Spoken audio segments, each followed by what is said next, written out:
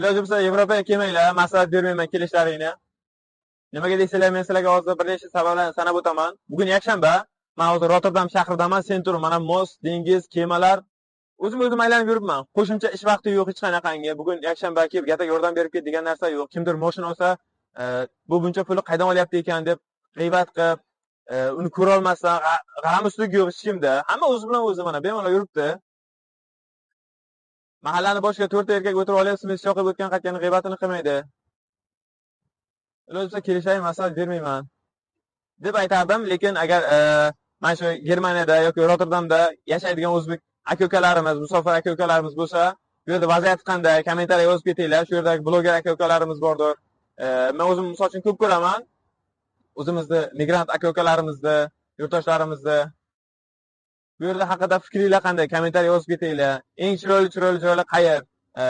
Video olishga, kontent olishga, manzaralarni ko'rsatishga, kelmaganlarga motivatsion qiziqarli kadrlar chiqarib berishga, qiziq joylarni agar kim bilsa kommentariy yozib ketinglar.